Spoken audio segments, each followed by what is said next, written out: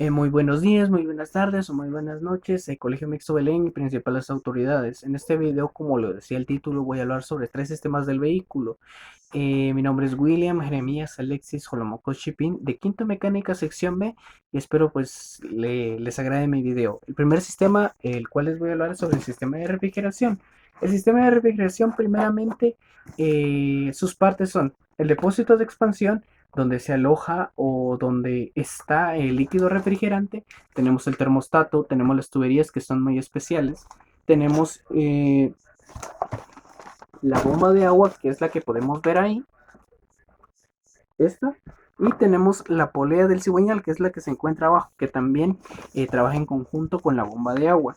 Tenemos lo que viene siendo el radiador y el fan clutch, que es el que podemos apreciar acá. Muy bien. Entonces, el sistema de refrigeración, ¿qué es? El sistema de refrigeración lo que hace es que va a refrigerar el motor, ya que el motor se encuentra en constante movimiento. Entonces, al encontrarse en constante movimiento como un humano, pues va a tender a calentarse. Entonces, al momento de calentarse, para eso sirve el sistema de refrigeración, para mantenerlo a temperatura. Entonces, primeramente, cuando se enciende el vehículo y el cigüeñal comienza a girar, la polea del cigüeñal lo va a hacer. Entonces, la bomba de agua también tiene que girar y no va a girar automáticamente o eléctricamente, sino que va a tomar el giro de la polea del cigüeñal para que vaya a la misma velocidad. Entonces, va a tomar ese giro gracias a la faja de la bomba de agua. Entonces, el agua, o sea, la bomba de agua lo que va a hacer es que va a hacer que el agua circule por todo el motor y se mantenga solo en el motor y no pase el sistema de refrigeración. Va a estar circulando y circulando el agua por todo el motor hasta que el motor hasta que el motor ya no esté a temperatura, digamos unos 85 grados. El agua ya se encuentre ya no a temperatura. Entonces ahí entra en función el termostato, que es el que podemos ver acá. El termostato tiene un muelle o resorte, como querramos llamarle, donde puede abrir y cerrarse. Lo que va a hacer es que primeramente se encuentre cerrado porque sabe que el agua o el motor se encuentra a temperatura, pero cuando ya no está a temperatura, se va a abrir y va a dejar que el agua pase a través de la tubería y vaya al radiador, donde en el radiador está, como podemos ver acá, dentro de él hay un ventilador. Entonces el ventilador va a comenzar a girar y va a tomar aire de la atmósfera, y con ese aire y también con el líquido refrigerante que va a ir al radiador, van a tratar no de enfriar el agua, sino lo que van a hacer es que van a poner otra vez a temperatura el agua. Entonces cuando pongan a temperatura el agua, va a pasar por el radiador y luego después del radiador va a ir al motor y así mismo hasta que ya esté a temperatura otra vez el agua. Y cuando ya esté a temperatura el agua, lo que va a hacer el termostato es que se va a volver a cerrar. Y cuando se vuelve a cerrar, entonces el agua va a volver a circular solo por el motor de nuevo. Entonces, así funciona. Las mangueras son muy especiales. Las mangueras no son simples, o mangueras o tuberías, como queramos llamarle, no son simples. O sea, no son de plástico o de cualquier otro material. No, son de un material especial que no se van a deteriorar rápidamente y que al momento de tal vez doblarse no se vayan a quebrar. Eh, Tenemos también lo que viene siendo el, el fan clutch. ¿Qué es el fan clutch? Como vimos, aquí está el ventilador. Entonces, como les había dicho, va a comenzar a girar cuando el agua ya se encuentra en el radiador.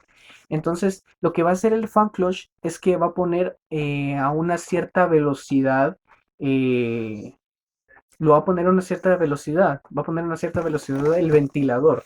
Por eso es el embrague. Este es el embrague del ventilador. Va a poner a cierta velocidad el ventilador para que no gire a una velocidad constante siempre, sino que pueda girar a una velocidad especial.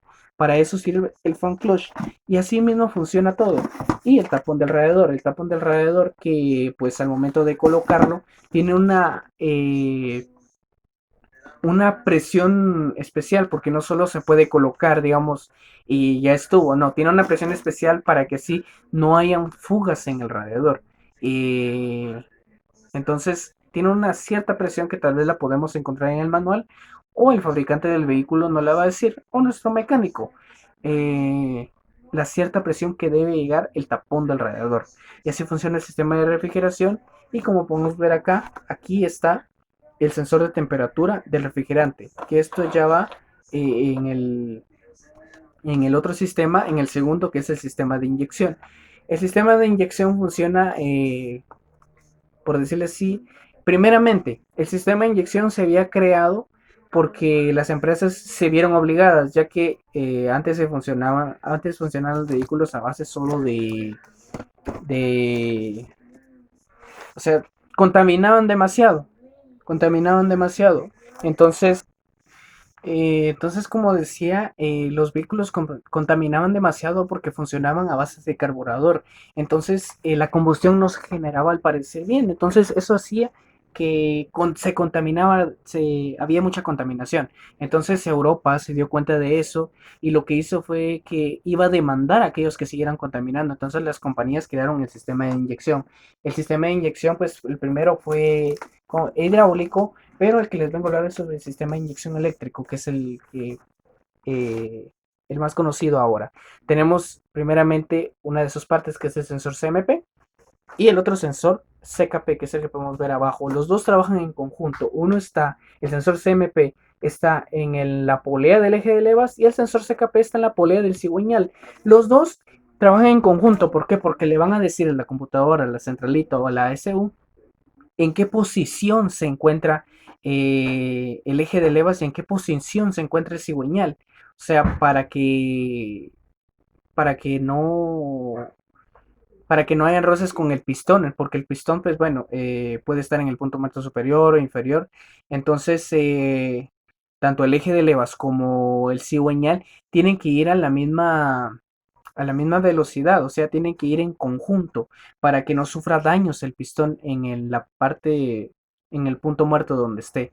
Eh, por consiguiente, tenemos rápidamente el sensor TPS, que es el que podemos ver ahí, el sensor TPS, que es el sensor TPS, es el sensor de posición del acelerador. Le va a decir a la computadora en qué posición está el acelerador, si el acelerador pues está presionando o no, para avisarle a la computadora que si va a entrar en movimiento el vehículo o no. Muy bien, el siguiente es el sensor de oxígeno. El sensor de oxígeno, que es el que podemos ver acá, esta parte la podemos encontrar, bueno, se encuentra en el escape. ¿Qué es lo que va a hacer el sensor de oxígeno? El sensor de oxígeno le va a decir a la computadora por medio de una señal que si la combustión que se está generando en la cámara es buena o no, gracias a los gases que salen por el escape. Por eso se encuentra ahí el sensor de oxígeno. Entonces, dependiendo de cómo salgan los gases, está bien o está mal, le va a decir a la computadora para que pueda corregir la computadora algo. Muy bien, tenemos otros dos sensores que trabajan en conjunto, que es el sensor MAP y el sensor IAT. El sensor MAP le va a decir a la computadora eh, la cantidad de aire que está aspirando el motor, mientras que el sensor IAT le va a decir a la computadora qué aire se está aspirando. Los dos trabajan en conjunto y se encuentran antes del colector de admisión y después del filtro de aire. Eh, entonces, el sensor IAT le va a decir a la computadora qué aire se está aspirando. ¿Por qué? Porque no en todos los lugares es el mismo clima. Entonces, el motor necesita adaptarse a ese clima al que está, si es muy frío o si es muy cálido. Entonces, por eso los dos sensores trabajan en conjunto para avisarle a la centralita y así el motor pueda adaptarse al clima en donde estemos. Tenemos el sensor de temperatura del refrigerante, que lo que va a hacer es que le va a avisar a la computadora a qué temperatura se encuentra el líquido refrigerante. Sabemos que el líquido refrigerante no nos va a durar toda la vida o siempre o todo lo que dure el carro, sino que el refrigerante va a haber que cambiarlo y el sensor de temperatura va a indicar la temperatura a la que se encuentra el refrigerante.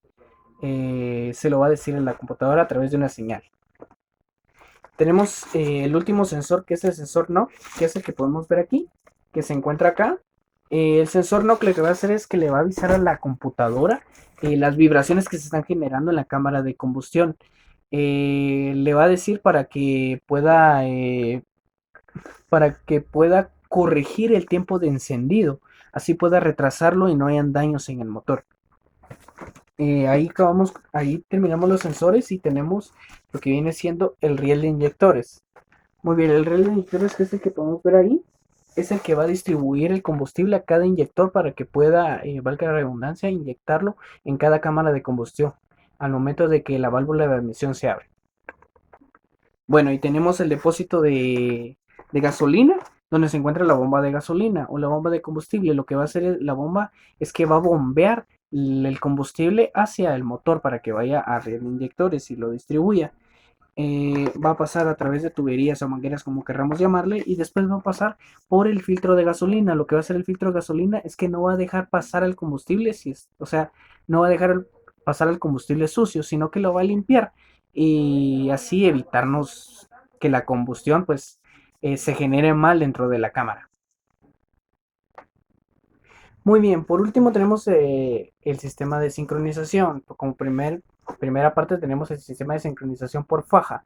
Tenemos aquí la faja, tenemos las poleas del eje de levas y tenemos la polea del cigüeñal, que aquí todo tiene que ir sincronizado. ¿Cómo así sincronizado? Por eso es sistema de sincronización. O sea, las poleas del eje de levas tienen que ir sincronizadas al momento del giro del cigüeñal. Cuando empieza a avanzar el vehículo, cuando está en marcha, pues el cigüeñal va a girar. Entonces, las poleas tienen que ir sincronizadas con ese mismo movimiento al que va el cigüeñal. Por eso, por medio de la faja, toman el giro a través de la polea del cigüeñal. Como la faja no tiene la fuerza necesaria, entonces, como podemos ver acá, está el rodo de la faja de tiempo. Entonces, el rodo lo que va a hacer es que va a darle esa fuerza, o sea, el rodo se va a encontrar en movimiento y le va a dar fuerza a la faja para que pueda seguir transmitiendo tanto el movimiento de la polea del cigüeñal y las poleas del eje de levas. Entonces, aquí como podemos ver, también tenemos el tensor o la polea tensora. Lo que va a hacer la polea tensora es que va a tensar la faja para que la faja esté ajustada, porque si está floja definitivamente lo que va a hacer es que la faja se va a caer y si la faja se cae puede que vaya a los neumáticos o vaya a alguna otra parte del motor donde pueda dañar algo y nos pueda generar más daños y más daños es más dinero. Entonces, para eso sirve la polea tensora, para poder tensar la faja y no solo colocarla, sino que esté ajustada. Muy bien, y la segunda parte del sistema de sincronización es el sistema de sincronización por cadena. Eh, es casi lo mismo, va a sincronizar el movimiento del eje de levas con el movimiento del cigüeñal a través de las poleas del eje de levas y la polea del cigüeñal. Entonces, como podemos ver acá también tenemos un tensor. El tensor también es fundamental aquí. Como dijimos, el tensor va a tensar la cadena también. Va a tensar para que pueda estar ajustada. El tensor es un poco más diferente. Es como un tornillo que podemos ver acá para poder ajustar bien la cadena, que se encuentra ajustada bien, porque definitivamente si no está ajustada, nos va a arruinar algo en el vehículo si se cae. Entonces, aquí como podemos apreciar, no tenemos rodo. ¿Por qué no tenemos rodo? Porque no es una faja. La faja sí necesitaba rodo, pero la cadena no. La cadena tiene fuerza. La cadena tiene la fuerza para pasar, entonces no necesita rodo, pero sí necesita un tensor, que es el que podemos ver acá. Entonces, así funciona el sistema de sincronización. El sistema de sincronización va a sincronizar el movimiento para que sí vayan a la misma velocidad o como querramos llamarle, para que vayan iguales, ya que si van a diferente velocidad, eso lo que va a hacer es que puede que tendamos a dañar el pistón cuando esté en el punto muerto superior o en el punto muerto inferior, puede que lleguemos a dañarlo si no están a la misma velocidad los dos. Entonces, para eso sirve el sistema de sincronización, para poder sincronizar el movimiento del cigüeñal con el eje de levas. Muy bien, entonces esos fueron los tres sistemas que traje hoy. El sistema de inyección, el sistema de refrigeración y como pudimos apreciar el sistema de, bueno, el sistema de refrigeración, sincronización e inyección. Entonces, esos fueron los tres sistemas que traje. Espero que este video haya sido de su agrado, que pues les haya gustado. Espero que tengan buen día y espero que con este video pues haya tal vez dado a conocer algunos más conceptos que tal vez no conocían algunos, ya que a veces la gente cree que el vehículo pues solamente es el vehículo, entonces solo pone la llave y el vehículo está en marcha y ya, no. El vehículo tiene diferentes sistemas que son muy importantes y cada vez que uno va conociendo, a uno le va interesando más. Así que bueno, este fue mi video. Gracias.